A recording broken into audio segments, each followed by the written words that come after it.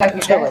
भाई आपने यहाँ पे पब्लिक इकट्ठी हो रखी है आज, किस चीज़ के लिए आपने पब्लिक इकट्ठी हो रखी है आज? जी, ये आज जो ये प्रदर्शन है, यहाँ पे जो धरना है, इसका मुख्य मकसद ये है कि आज जो देश भर में और खासकर दिल्ली में जो जनवादी अधिकारों पर हमला हो रहा है, मतलब आप कहीं भी धरना देने जाएं, शांतिपूर्ण प्रदर्शन करने जाएं, आप अपनी कहीं भी बात रखने जाएं जो इस सरकार के विरुद्ध है,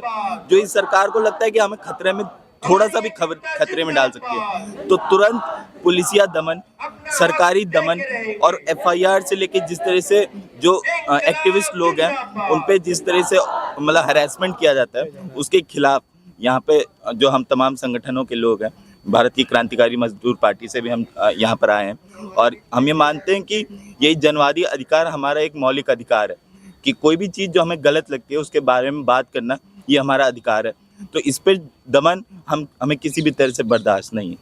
अच्छा ये बताइए, आप ये जो प्रदर्शन आप यहाँ पे कर रहे हैं और आप जिस चीज़ की आप मांग कर रहे हैं, ये आपको लग रहा है कि इसी सरकार में ऐसा हो रहा है या पहली सरकारों में इस तरह से होता था? नहीं, देखिए पहले भी ऐसा था, ये बात नहीं है कि पहले की सरकारों में ऐसा नहीं था, लेकिन पहले ये अपवाद हुआ करते थे, मतलब कि कभी कभार इस तरह की चीज़ें जो बिल्कुल सरकार के खिलाफ होती थी और या फिर बहुत खतरनाक लगती तब होती, लेकिन आज ये एक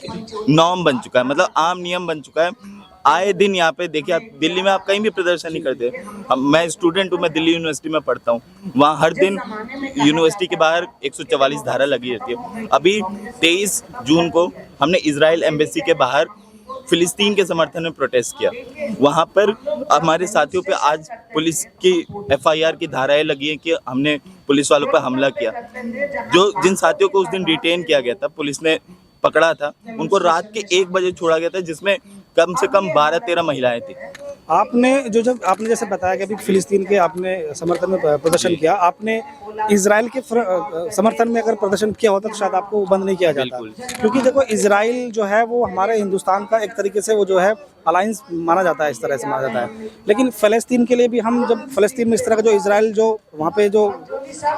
बच्चों को मार रहा है और वो जो पिछले 1-1.5 साल से जो है जेनोसाइड चल रहा है वहाँ पे, इस चीज़ के खिलाफ भी सरकार बोलती है और सरकार जो है भारत सरकार उस चीज़ के फ़लस्तीन में जो है सहायता मदद भी पहुँचाती है, लेकिन एक तरफ से जो है वो इजराइल का समर्थन भी करती है। और अभी जिस तरह से ईरान का और जो इजराइल पे जो हमला हुआ, पहले इजराइल ने किया फिर उसके बाद ईरान ने किया, उस चीज़ को लेकर भी जो है ईरान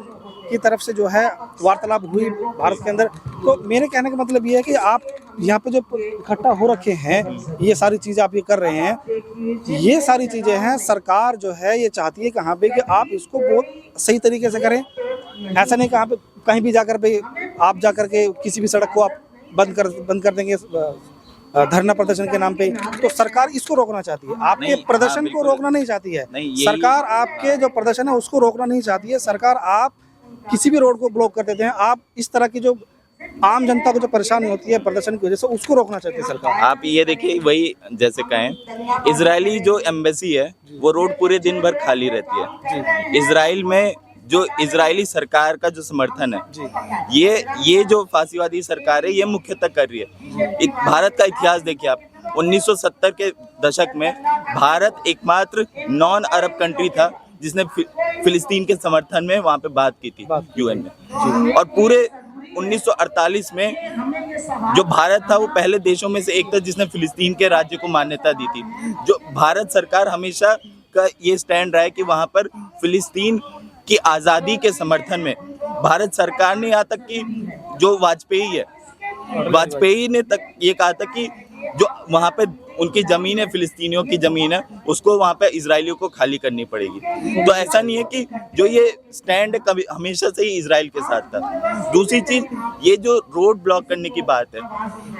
आज तक जो प्रदर्शन हुए हैं, चाहे यूनिवर्सिटी में जब हम करते हैं, हम तो अपने कॉलेज के कैंपस के अंदर करते हैं, स्टैचू के अंदर करते हैं, स्टैचू के पास में करते हैं, तब वहाँ पे कौन सा पब्लिक का डिस्टर्बेंस होता है। और प्रोटेस्ट तो मतलब ही प्रोटेस्ट का क्या होता है कि आप लोगों को बताना चाहते हैं कि इस मुद्दे के हम खिलाफ हैं। जब यहाँ पर जब इजराइल द्वारा फिलिस्तीन में 60,000 बच्चों का, लोगों का कत्लेआम कर दिया गया, उसके खिलाफ बात करना कहाँ से गलत है,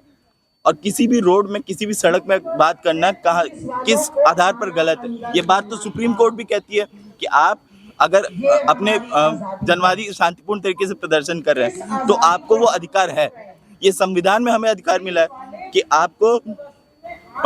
आर्टिकल 19 के तहत फ्रीडम ऑफ एक्सप्रेशन है। जब तक आप कोई हथियार ना उठा के कोई किसी को मतलब वायलेंटली थ्रेटन आर्म्ड रूप से अगर आप नहीं है तब तक आप शांतिपूर्ण प्रदर्शन करने का आपको अधिकार है।